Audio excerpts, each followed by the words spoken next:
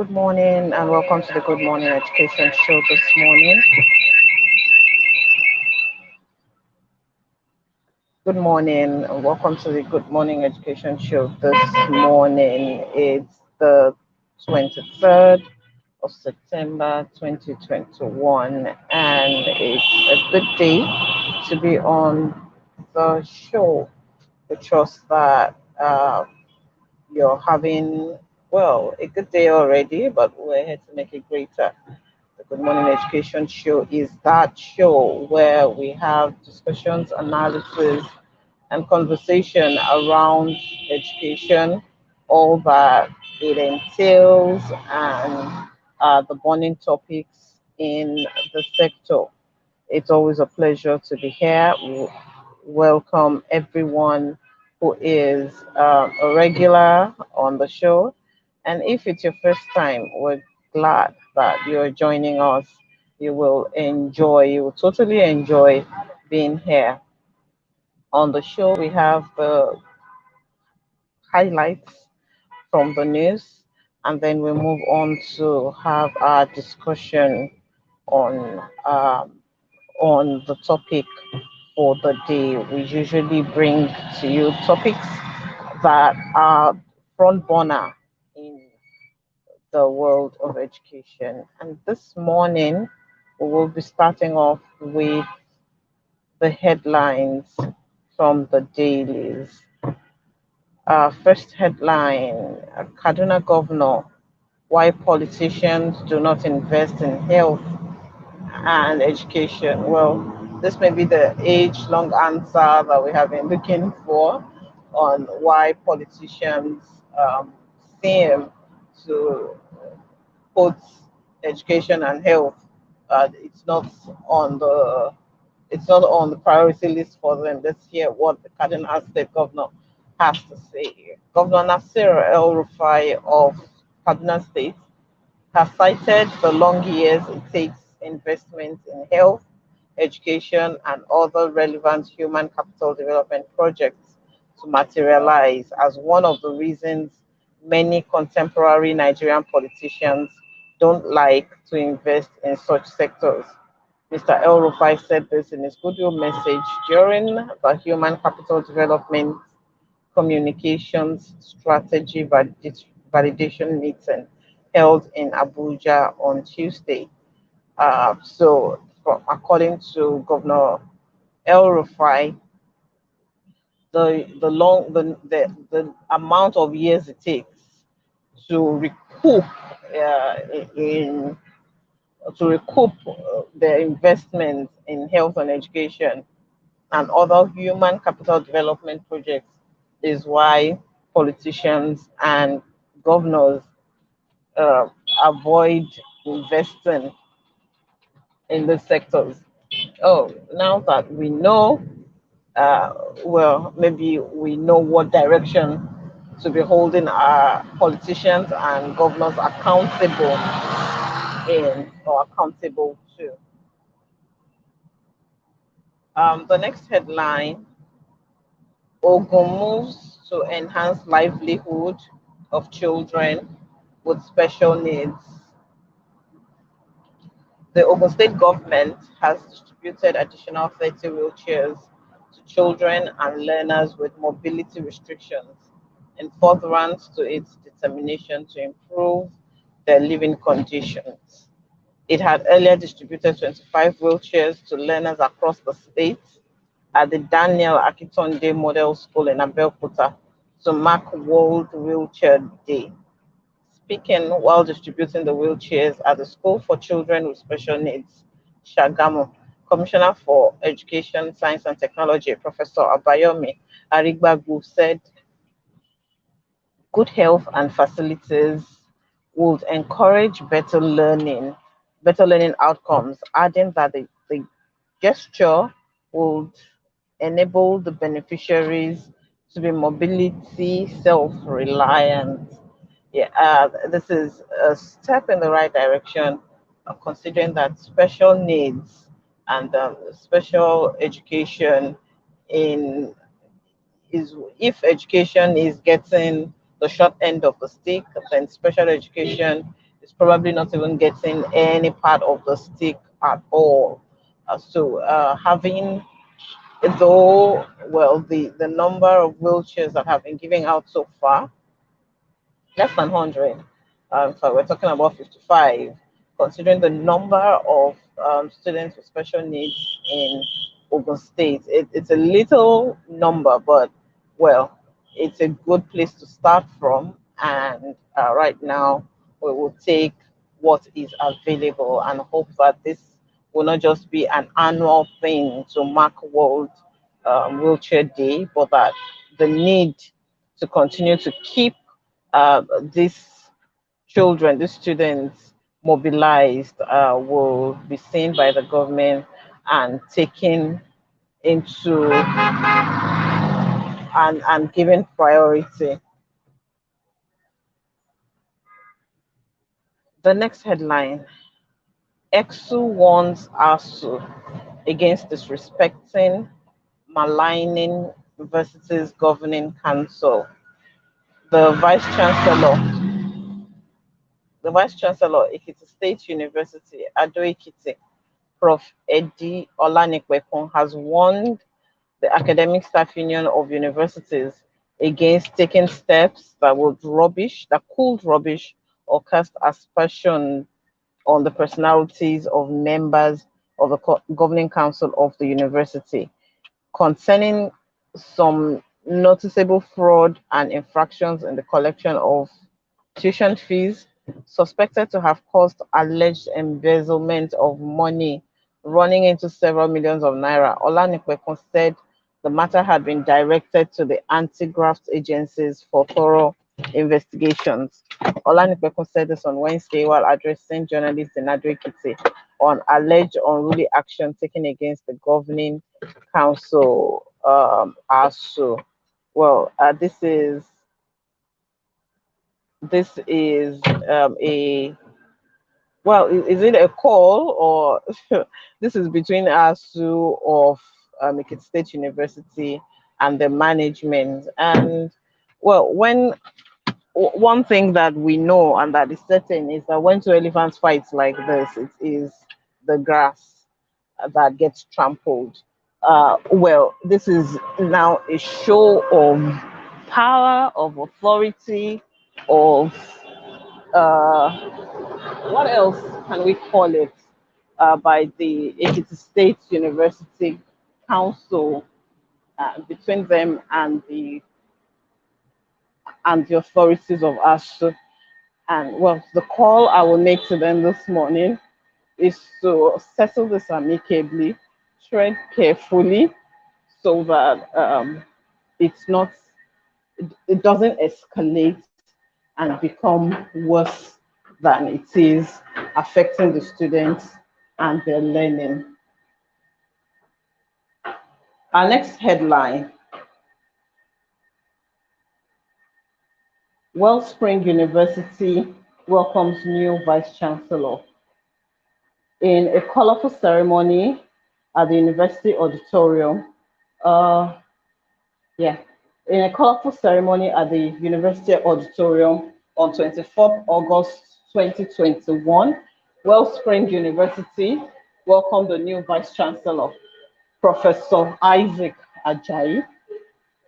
During the ceremony, Prof. Ajayi shared a 10-point action plan to move the university to the next level, which, among others, include deepening academic integrity by developing a culture of excellence in teaching and research, as well as networking, internalization, and institutional reforms. The chairman of council, in his speech, extolled the competence of the new vice chancellor and expressed his confidence in the ability to deliver on his vision for the university. But for Wellspring University and its new vice chancellor, we say congratulations, and that this tenure, his tenure, will be a really fruitful one, would be a very impactful one for the university and all, and its ecosystem.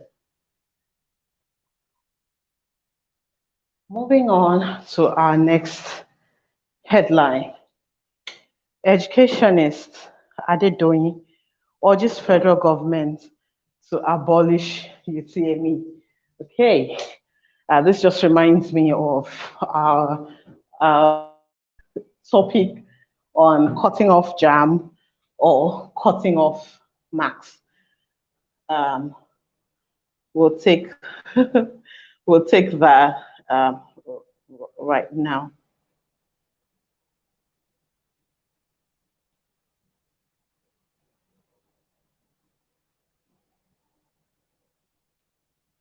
Pardon me. Yeah.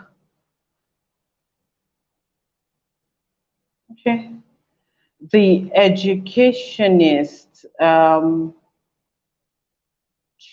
I believe he's a traditional ruler, the founder of Oduduwa University in Ipetumodu via Ile-Ife in Osun State, and one of Nigeria's foremost educationists, Dr. Chief Ramon Adegoke Adedoyin, has called on the federal government to abolish the unified tertiary matriculation examination being organized by JAMB as means of securing admission by students in Nigeria to tertiary institutions.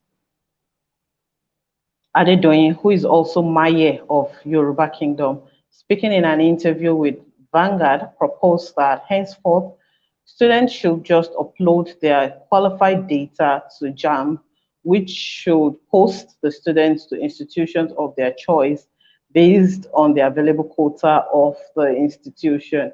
He also said that the standard of education in Nigeria is not bad, saying it looks better that than the way it was. The standard is good with the advent of the internet, which we didn't enjoy when I was in the university. So the standard is now higher, unlike in our days. We were using Paco computer when I was in the university, but there is nothing like Paco computer now. So the standard is better than before.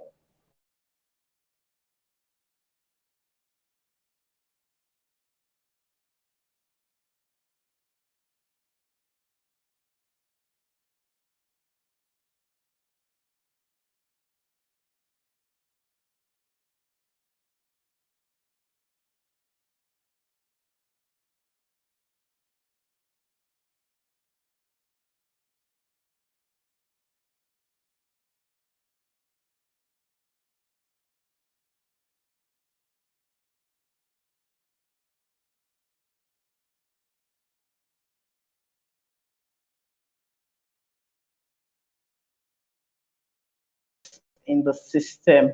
But the call, we're beginning to see that we are other ways for higher education and admission into higher education. Before we go on with the headlines, I will welcome Adama to the show this morning. I hope that's Adama. Good morning. Hi, good morning, Finn. I'm so glad to be here this morning. Great. You're welcome.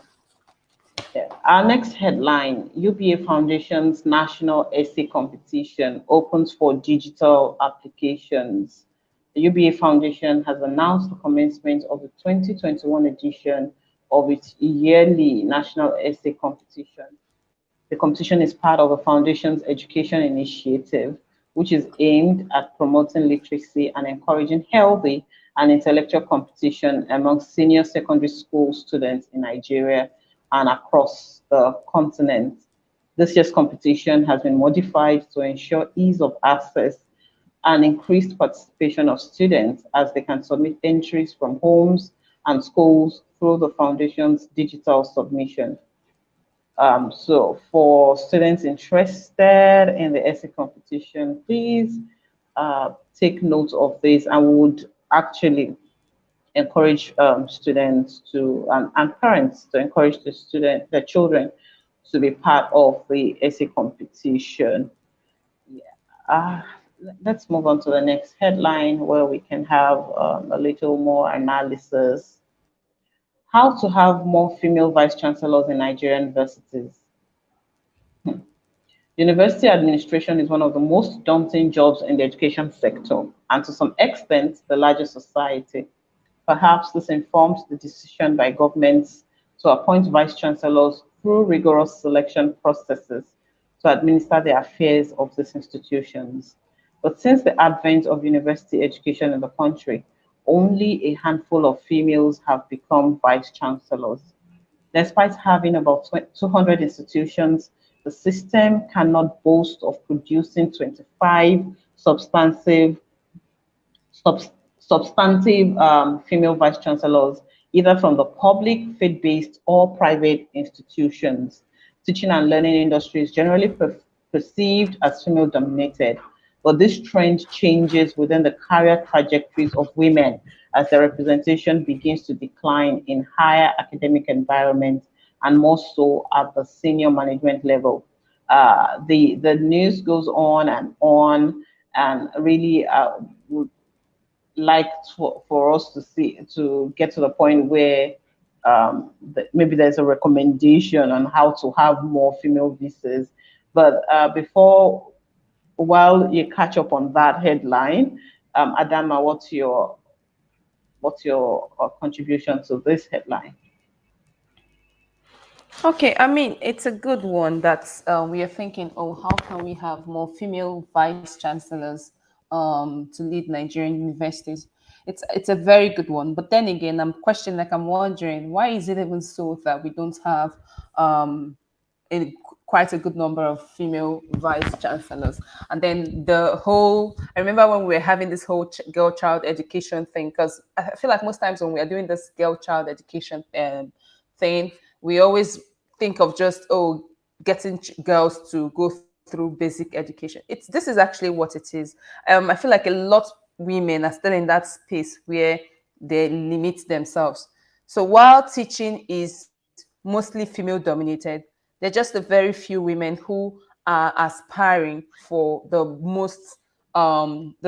topmost leadership roles, and it's not, I wouldn't know what the reason is, but I want to blame it on women not being enlightened, not being allowed, shown ways that they can, explore and do greater things, even more than what they are already doing. So that's the way I'm saying it. I like that there is that call, there is that awareness now going on. We need more women in leadership positions. It's no news that women are great leaders, and we need more women to take up those positions, to move this nation as a whole forward. All right, thank you for that, Adama. But well, I could pose another question to you, but this is the headline Okay. review, so we shouldn't spend too much time here. But really, is it that we don't have women who are aware of leadership roles they can take? Look at the from the lower, well, at the lower levels of education, primary schools, secondary schools. You have more women as principals, you have more women as head of schools than you have males. You get to the university and there are loads of women professors. If the issue is, oh, the VC has to be a professor, there are loads of women professors. Is it just something about gender imbalance? Is it just something about um, how many departments have, maybe we should, before we even go to the VCs, how many departments have female HODs, how many faculties have female deans? Is it because the women are not really aware of what they can be or how much they can be? Because, well, if we have to go that route, then we'll be looking at the number of women who are professors, the number of women who are PhD holders, and if they can rise to that level, then what stops them from being vice chancellors of universities? That's just a query that is on my mind this morning regarding that headline. But let's move on to the next headline. NIA pledges support for campaign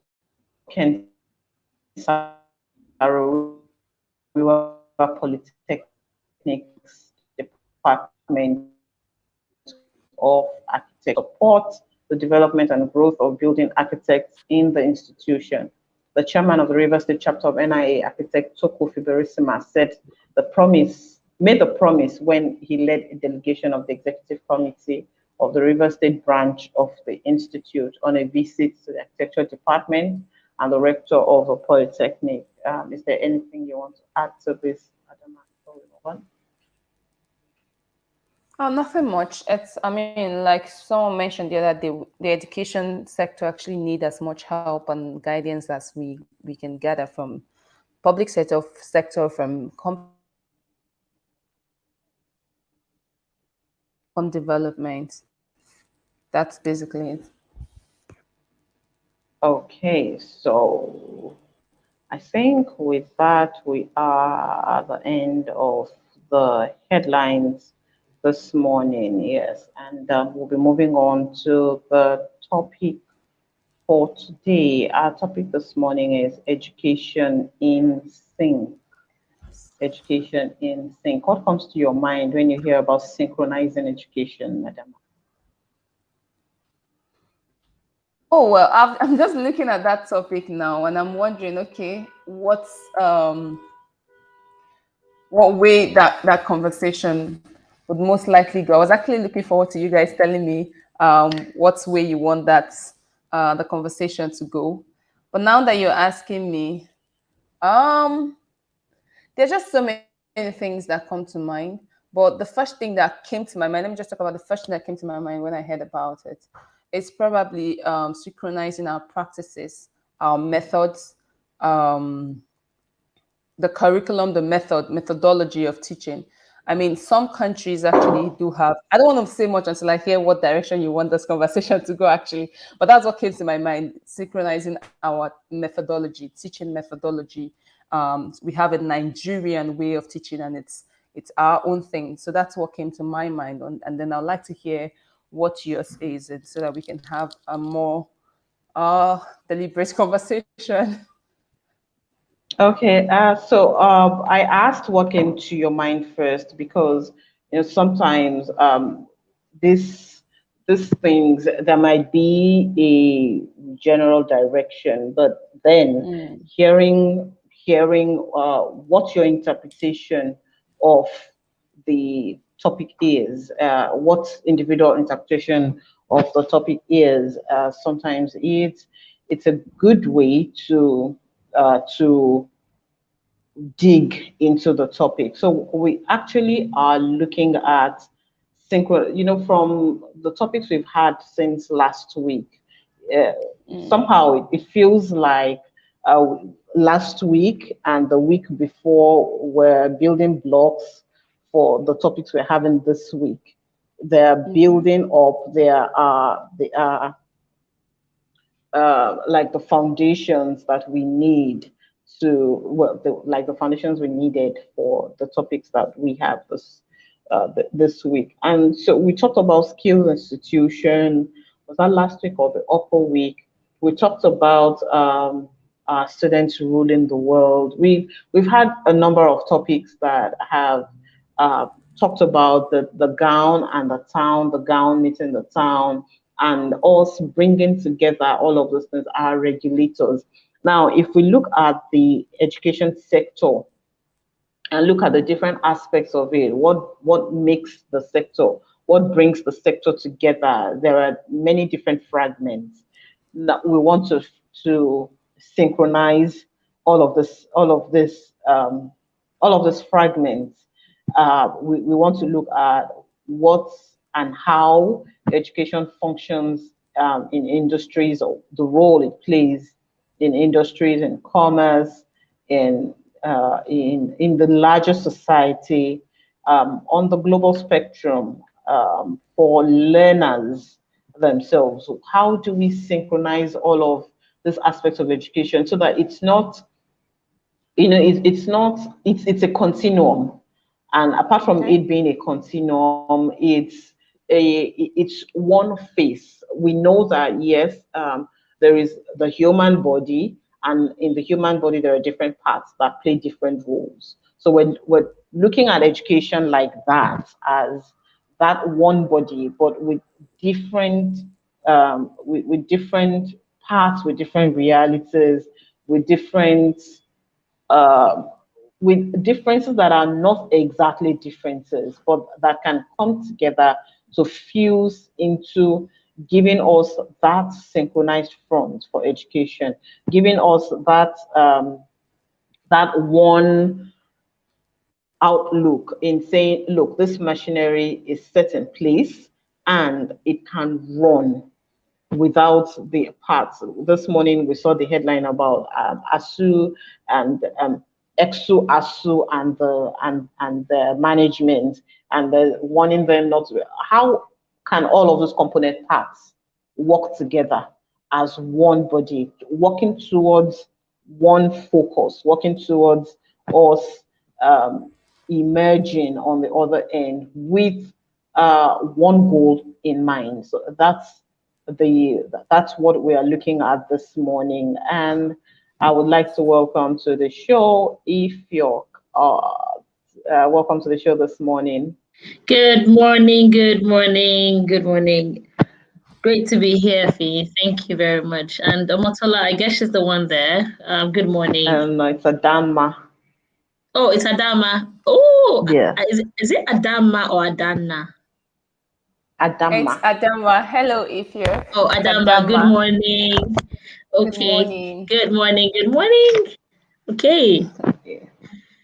So, So, you heard part of the introduction to the show this morning, and I would like to have your thoughts about synchronizing education, starting with the learners themselves. What do we need to do? What should we be doing?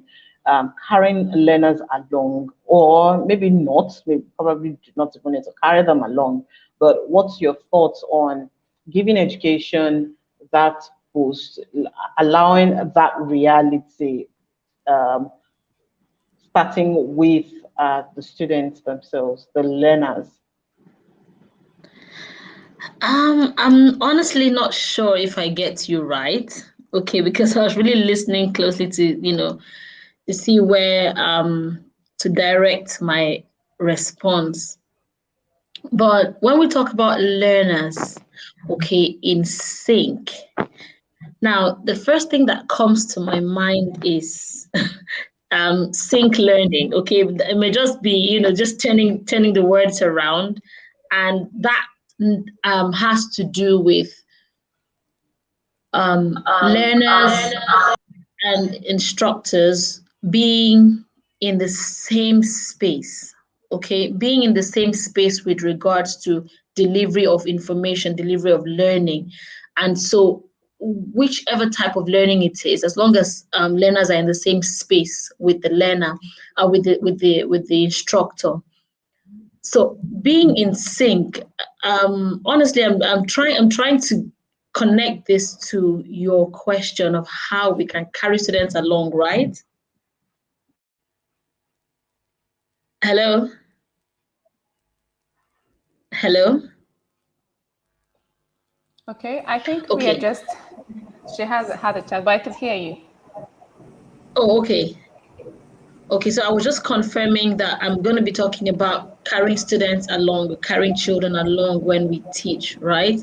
And ensuring that they are in sync with whatever it is we are trying to portray. I think the first thing is to reach out to the learning needs of the children, of the learners, being able to identify what the needs are, what the particular needs, learning and development needs for the children are.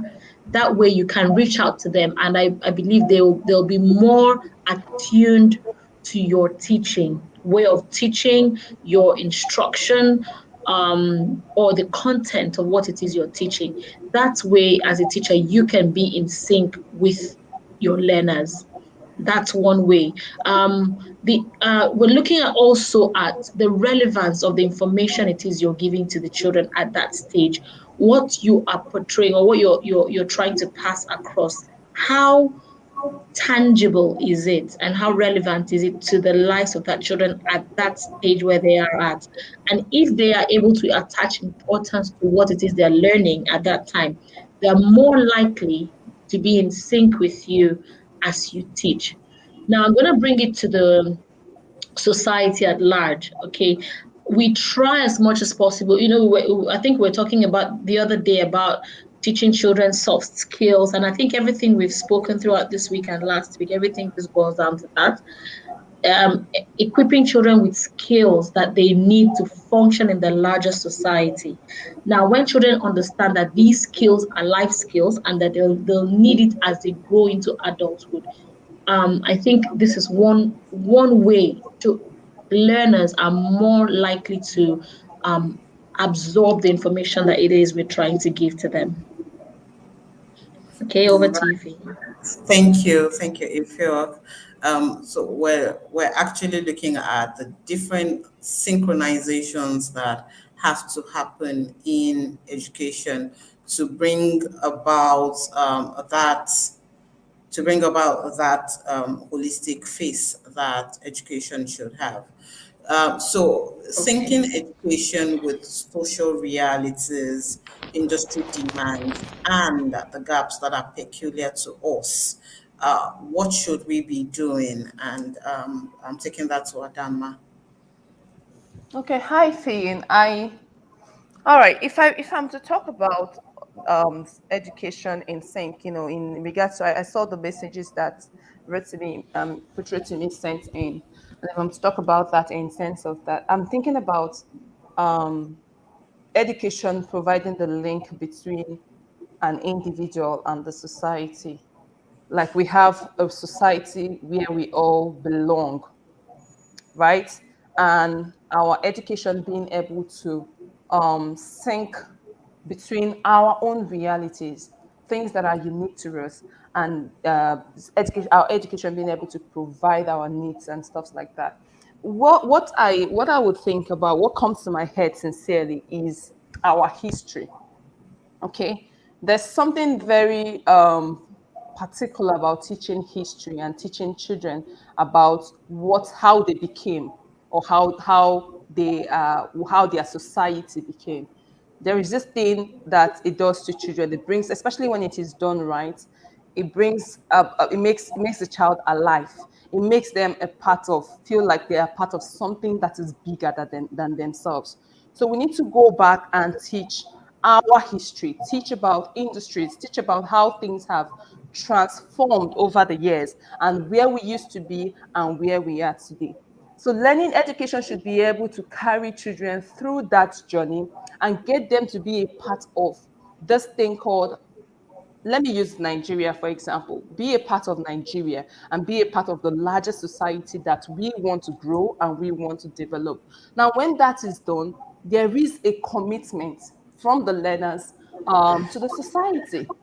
So it's like, okay, I have a commitment to help and continuously build my society. There is a sense of belonging and a sense of feeling. Over the years, when these things are being taught, I'm sure you know about citizenship. We used to do it those days. I don't know how effective it is now. Children are learning about values. Children are learning about, and these values, you know what, how values are. Values don't just apply to one particular aspect of, no, when a child has a particular value, it's going to be seen in everything, in their places of work, when they get to a job, wherever they find themselves, they're able to apply these values and uphold themselves as individuals in the society. So that's the way I'm seeing it. I'm thinking about value education. I'm thinking about history, um, putting in more into our history, and maybe just let me just stop there. Okay. Okay, Ifeok, you wanted to say something? Yeah, I just wanted just a few things. When Adama was talking, she talked about some of the gaps or the challenges that we face in the education sector, and one of the things that came to my mind was the access to formal schooling. It still poses a problem today for lots and lots of children, and that is a big gap that I find needs to close. That access where over 60%, I think I was reading an article the other day and it said over 60% of girls are not in school. And I think a total of 7.5 million children. And I was like, how? So of that 7.5 million children, 60% of them that are girls are not in school. And honestly, it touched me. So when she was talking today, I now remembered that's one gap that we need to close. Funding is another one. Um, this today till today still remains a general challenge, even with both local schools, government schools, private owned schools. And these are some of the things that I feel policies and procedures are not in place to close and bridge that gap. I just thought to put those 2 pointers out there. Good morning, sir, Mr. Rotimi. And good morning, Titi. Good morning, our last one. How are you? I'm fine, thank you. How are you? Fine, thank you. Okay. Morning, Good everyone. morning, good morning, good morning, Titi. Good morning, Coach Good Rotimi. morning. Morning.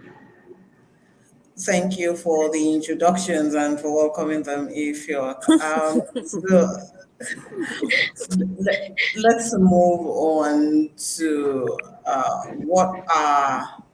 what's the impact when education is out of sync.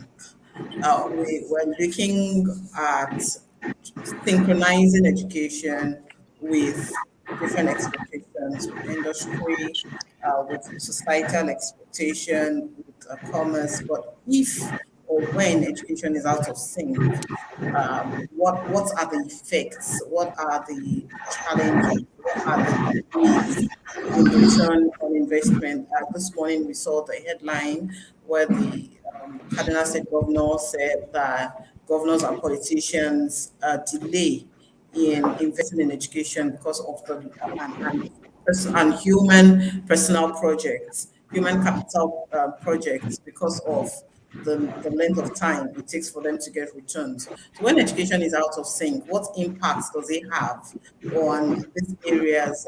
What damages does it cause to the society, to the learners, in commerce, in industry? And okay, so maybe I'll start with Titi and then go to Saitaya. Thank you. Okay. I think one of the major places that we see the impact is in terms of employment. So despite the fact there's high unemployment in Nigeria, there are still a lot of job adverts that people put out that don't get filled. Why? Because when they go through the recruitment process, they need 100 people, but by the time they go through that process, they can take only 10 people, because the people that are being interviewed are out of sync in terms of the skills. These days, the digital literacy is expected on the average. Some people don't even have the opportunities because they're not, they're not using the new channels, so to speak, that people are using. So it's the high rate of unemployment that we see, even though we don't have enough jobs, but even the ones that we have are not being filled because people don't have the skills. It's the same thing in schools. Schools are looking for teachers, but they will tell you that they go through a lot of people before they even find a few. And some vacancies remain open for a long time. Of course, we know that there's some people are also asking for some unrealistic requirements, but generally people just don't have the skills. Even the direction to which their opportunities, people are not looking that way to skill up. So that's a major area in which education is not in sync. It's not in sync with the skills that are required, with the knowledge that is required. So a lot of people are, poor and cram, but the requirements from jobs are changing. People want people that can think, that are problem solvers. People want people that are very good communicators. educators. So that's one way in which I would say that, education, it's really not in sync. And then I think there's also that misalignment with values. People just feel that, it should be a get rich quick scheme.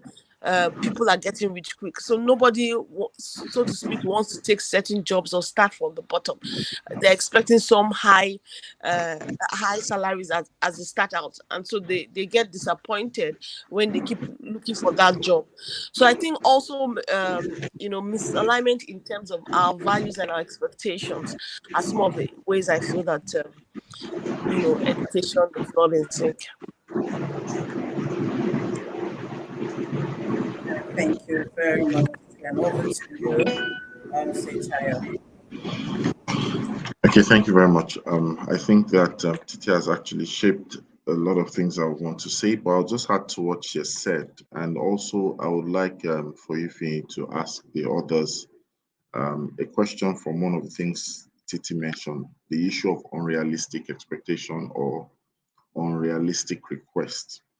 Because I was listening to a session yesterday, and I think that we also need to balance things out. A lot of times people say that how would you pay a teacher X an amount of naira in the bid of trying to qualify the teacher's pursuit of maybe wealthy life or quality of life or value of the worth of the teacher. And I sometimes would like us to play an equilibrium in this situation. Not all teachers will earn ₦1 million a month. Not all teachers will earn ₦500,000 a month. Not all teachers will earn up to ₦100 a month. We need to understand that some of these things are contextual. Some of these things are also dependent on your career track, expertise, level of philanthropy, level of passion, level of situation, so many factors. So everyone will not enter into the entrepreneurial track. Everyone will not enter into that space of opulence, as it were, the same time. So it's dangerous to begin to sow the seed of a wrong appetite in our teachers out there, where everybody almost begins to disdain any work they have just because they're comparing salary to salary. I was in a training some weeks ago, and I was trying to ask the workforce of a particular school what really makes a school great. And then a lot of people are just talking about they have colleagues in other schools that earn more. And I had to spend some time to deviate from the content of training to let them understand earnings is a function of so many things. It doesn't mean that your school is not a great school just because your school is not matching money for money, salary for salary, promotion for promotion. There are many things that come into that. So I think that needs to be addressed. But if we're to look at education in itself and out of sync education, I think there are four things that we must understand. We have missing jobs, just like Titi said. Jobs are missing. And it's two ways. When I say jobs are missing, it's not that you lack a job to get, but we also lack jobs that should have been created. We have missing skills. There are many people who have limited their skills to just to be available for traditional school system, which is the formal way with which we learn. But people have not extended and upgraded their skills beyond that. And we will find out that the sector will not produce the kind of wealth it should produce for everyone to enjoy if we limit it to a shrunk state of industry. So they are missing skills. If you ask sometimes people around, you find out that there are many things they boast of. A lot of people tell, I have lesson planning skills, I have scheme of work skills, I have teaching and delivery skills. And just ask them some things that are not even random. They'll just stare at you. There are many skills that some people don't have, you know. And then we have missing focus. It seems like our focus, whenever we come back to talk about education, everybody talks about the classroom. It's beyond the classroom, it's beyond schools. There are many factors and there are many areas and elements of education. In fact, there'll be one day maybe we'll spend some time, or a week we'll spend some time to actually bring out some of these tracks that we fail to focus on. Because that's also part of why education is out of sync. Tintin mentioned a very valuable point, which is bordering on the issue of values. This was our strength some years ago, value-based education.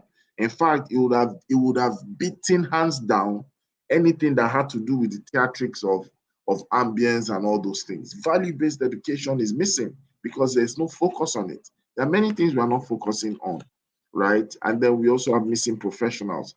All these things are causing us to stay out of sync. And when we have all this that happens consistently, we'll begin to have missing careers. That's why I said it before some time ago on the show.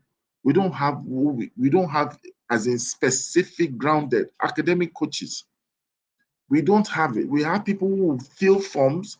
I know a business center that is helping people fill WAEC forms, enter is it WAEC? Yeah, and all those other. Why?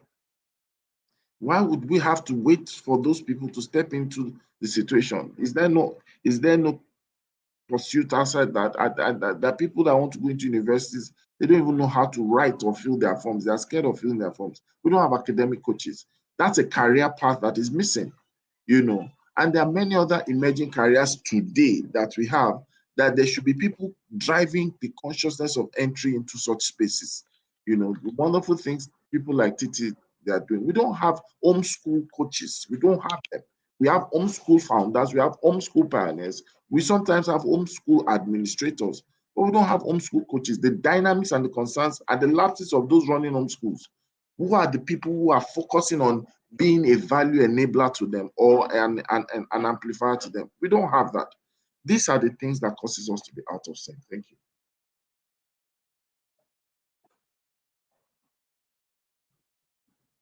Yeah, thank you for that input and for expanding taking the conversation deeper. So, like you pointed out, this disparity or unrealistic expectations. There are two aspects of unrealistic expectations, one from the teachers and one from the school or the management themselves. Uh, what what's the breach for unrealistic expectations on the side of the teachers? And I'd like Ifyok to speak to this. Okay. So I've been thinking when we talk of unrealistic expectations on the part of the teacher, most times I think it boils down to salary expectation most times. And this is because most of what people or teachers, let me say individuals, generally human beings, look at is the tangible rewards or what they can see, tangible value, something that they can place their hands on. And I think that if this is the only thing individuals look at, if that's the basic, or I mean the base focus for expectations, then that's not a right path to follow. Usually, I would say if you are considering, taking up a position and you have expectations for a role, it should be widespread, not necessarily laser focused on what the monetary gain is. However, it's not out of place to expect something that's commensurate to the value that you will give. Yes, the establishment you're joining and all of that, organizations have, a cap on what it is that they expect to pay their teachers. But I would say this, as a teacher, you need to be able to value yourself well enough and be able to place a price on that value. Now, I said it, I mentioned it somewhere that what we do as teachers cannot be quantified with regards to no one can pay you enough for what you do.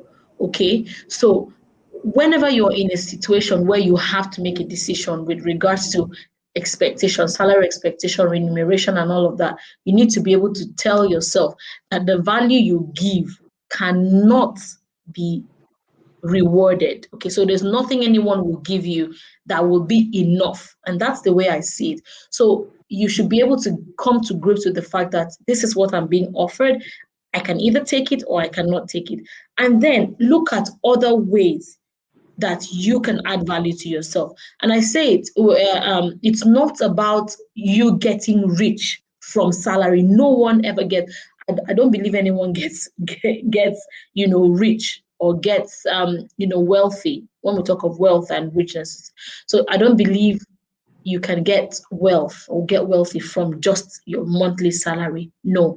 And so there's that need for individuals and teachers out there to go beyond what you expect from your employers, go beyond that and dig into yourself. That way you can reach into the many reserves of resourcefulness that is in you. And that way you're not killing yourself over expectation, over expecting value to be added to you by someone else. Yeah, that's I hope I made myself clear, trying to bring out my thoughts there. Yes, you did, and thank you for that. So let's look at the other side of unrealistic expectations when it comes from management or from the head of the organization to the teachers. How do we bridge that, Adama?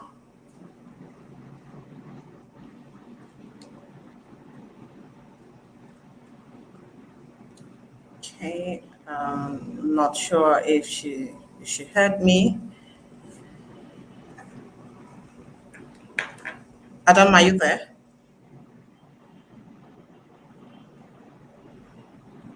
Okay, it looks like she's probably not hearing us, or she's probably not hearing me.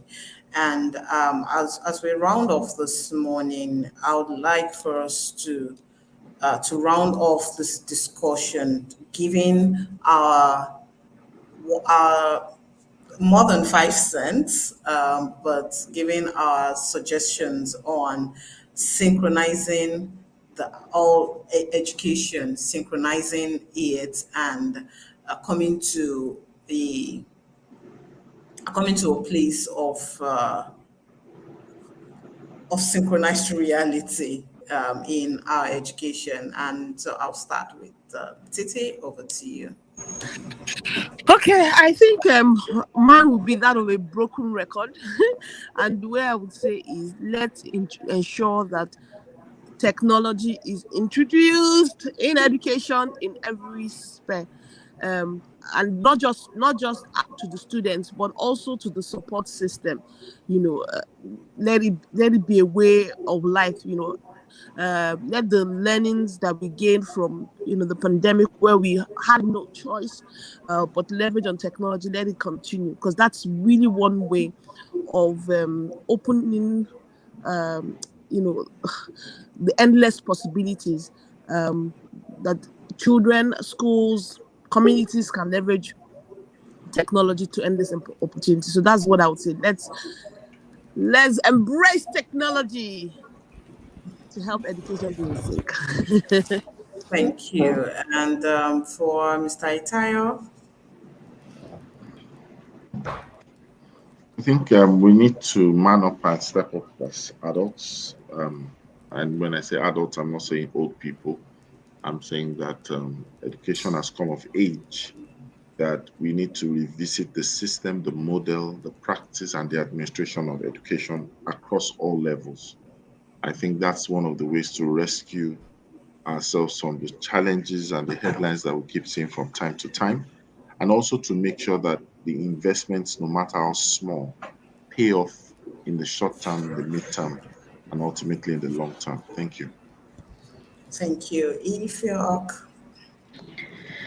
Okay, I'll say that we should generally just go back to the basics, go back to the meaning of education and what's that to prepare individuals for life, and in such a way that we can be useful to ourselves first and then to the society. And what does that mean? It takes us back to a place of value that Titi mentioned, taking us back to identifying and living a valuable life, and identifying those values and morals that make us useful to ourselves.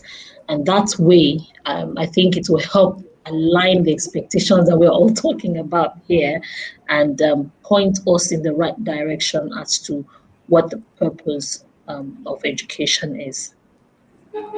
Thank you very much. And Adama, let's have your closing thoughts. Okay, I want to add that citizenship education should be taken very seriously and at all levels of education. Um, Learners should be able to, I mean, people should be able to expose learners to what the need of our society is. Without our society's need, there will be no need for education. So we should be able to all know what the need of our society is at every level of education, so that whatever we are learning, whatever skills, whatever values, whatever knowledge we are gaining, we know how we can use that to help the society that we find ourselves. Thank you, citizenship education. And with that, we have come to the end of the show today. Tomorrow is another day on the Good Morning Education show, 8 o'clock. We are here, and the team of analysts will be here to do justice to another interesting topic. But before we go this morning, we'd like to leave you with our usual as we sign off this morning. Let's take it off, team. It's always a It's great always a Great morning, a morning. good It's on morning. the good always a morning, wonderful, a great awesome morning on the Good education show. Morning Education Show. Bye. Bye, everyone.